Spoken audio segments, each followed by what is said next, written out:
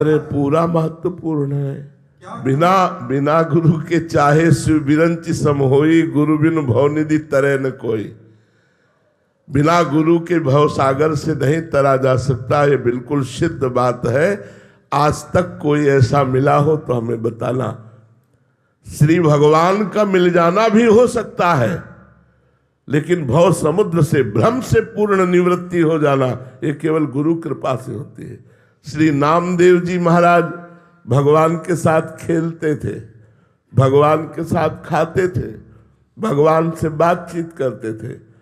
एक दिन गोरा कुम्हार के यहाँ, बड़े महाभागवत से श्री गोरा कुम्हार जी, उनके यहाँ बहुत से संत बैठे हुए थे। तो श्री मुक्ताबाई जी वो मटकी थापने की चाट जो होती है उसे उठाई और कहा, काका देखो इन मटकियों में कौन सी पक्की मटकी है और कौन सी कच्ची है। तो उन्होंने मुस्कुराकर स्वीकृति दे दी।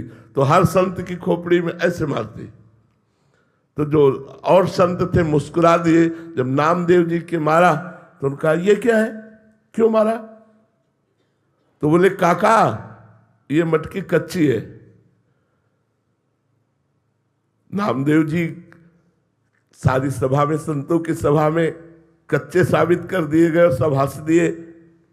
नामदेव जी को अच्छा नहीं लगा। वो सीधे गए विट्ठल भगवान से बात की। बोले, मैं कच्चा हूं। तो भगवान ने कहा, हाँ तुम कच्चे हो। बोले, क्यों? सब पक्काई तो आपसे मिलने की होती है। जब मैं आपसे मिल गया तो किस बात का कच्चा? बोले, तुमने गुरु नहीं किया।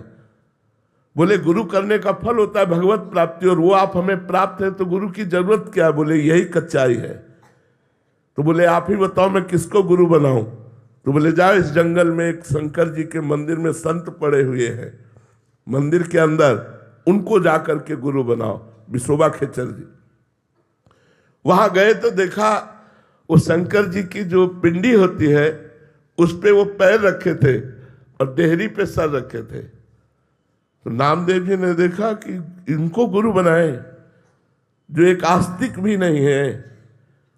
उन्होंने कहा, बाबा ये अपने पैर हटाओ, शंकर जी के ऊपर पैर रखे हो। बोले, बेटा जहां शंकर जी ना हो वहां पैर रख दो, जहां शंकर जी ना हो वहां पैर रख दो। तो उन्होंने जहां जहां पैर हटाने की कोशिश की वहीं लिंग प्रकट हो गया, क्योंकि सब कण कण शिव स्वरूप है, ब्रह्म स्वरूप है। तब उठे और कहा, बेटा कण कण भगवान का स्वरूप है। उन्हें गुरु बनाया। और इसी के बाद उन्होंने कुत्ते में भगवत साक्षात्कार कर लिया। जब भगवान के पास गए तो भगवान ने कहा, देखा गुरु का चमत्कार, मैं ही उस बालिका के रूप में थाप मार रही थी, तब तुम मुझे नहीं पहचान पाए, और गुरु कृपा हुई तो कुत्ते में तुमने मुझे पहचान लिया। तो गुरु के बिना भगवत साक्षात्कार करना असंभव है। कोई भी हो, कहीं भी हो, गुरु बिनु भव निधि तरि न कोई, चाहे शिव बिरंच सम होई। गुरु कृपा अत्यंत अनिवार्य है, और हमारा जीवन तो गुरु कृपा के ही आश्रित है। इसलिए हम तो जानते ही नहीं कि गुरु कृपा के बिना कुछ हो सकता है। न जानते हैं न मानते हैं। बिना गुरु कृपा के परमार्थ में कुछ हो सकता है ये तो ना मुझे पता है और ना मेरा विश्वास है। चाहे जितना अहंकार से साधना कर लो, एक थप्पड़ लगाएगी माया तो काम क्रोध के चरणों में मारे घूमे हुए। गुरु कृपा के बिना इस माया से निकल पाना, मुझे जैसा अनुभव होता है और शास्त्रों में जैसा पढ़ा है, अत्यंत दुर्गम, अत्यंत दुर्गम है। प्रकट में गुरुदेव का होना अत्यंत अनिवार्य है। गुरु की आज्ञा का पालन करना, जो गुरु ने मंत्र दिया है, उपासना दी है, शास्त्र स्वाध्याय रहनी दी है, वैसे रहो तो आपके ऊपर गुरु कृपा आ जाएगी, गुरु कृपा बरस जाएगी। अगर आपको मंत्र दिया, उपासना दिया और मनमानी आचरण करते हो, मंत्र नहीं जपते हो, तो आप गुरु कृपा पात्र नहीं है। कृपा पात्र वही है जो आज्ञा का पालन करे। अब जो ही कहे करे हम सोई, आयस लिए चले निज दासी, मन क्रम वचन त्रिशुद्ध सकल मत हम श्री हित हरिवंश उपासी।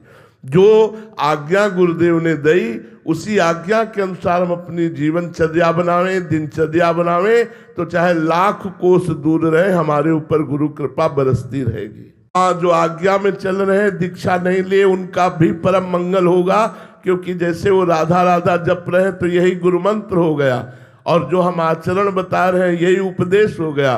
मंत्र और उपदेश दोनों का पालन करना ही तो शिष्यता है। तो वो चाहे कंठी बंधवावे चाहे ना बंधवावे, उनका परम कल्याण निश्चित है, क्योंकि राधा नाम मुख से श्रवण करके, उपदेश श्रवण करके वो चल रहे, तो उन पर गुरु कृपा बरसेगी।